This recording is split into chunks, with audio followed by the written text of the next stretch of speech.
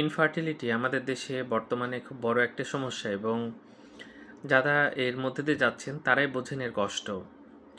অনেকে দিনের পর দিন চেষ্টা করে যাচ্ছেন, একের পর এক ডাক্তার পাল্টাচ্ছেন, কিন্তু সঠিক কোনো সমাধান পাচ্ছেন না। কেন এই ইনফার্টিলিটি বা বন্ধ্যাত্ব হচ্ছে তার সঠিক কারণ কিন্তু এখনও নির্ণয় করা সম্ভব হয়নি। অনেক ক্ষেত্রে দেখা যায় ছেলেদের মধ্যে কিছুটা দোষ পাওয়া যায়, আবার অনেক ক্ষেত্রে মেয়েদের মধ্যে কিছুটা দোষ পাওয়া যায়, আবার অনেক ক্ষেত্রে ছেলে মেয়ে দুজনেই সবই স্বাভাবিক কিন্তু বাচ্চা হচ্ছে না। যাক, তবু কিছু কারণ বের করা গেছে যে কারণগুলো থাকলে বাচ্চা হতে সমস্যা হয়। সেই কারণগুলোর কিন্তু চিকিৎসা আছে, আমাদের দেশেই আছে। অনেকের বাচ্চা হচ্ছে, অনেকের বিভিন্ন পদ্ধতি গ্রহণ করতে হচ্ছে কিন্তু বাচ্চা হচ্ছে।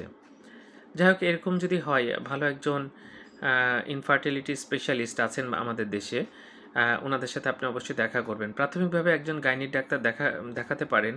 কিছু টেস্ট করে আগে দেখতে হবে যে আসলে সমস্যাটা কোথায়।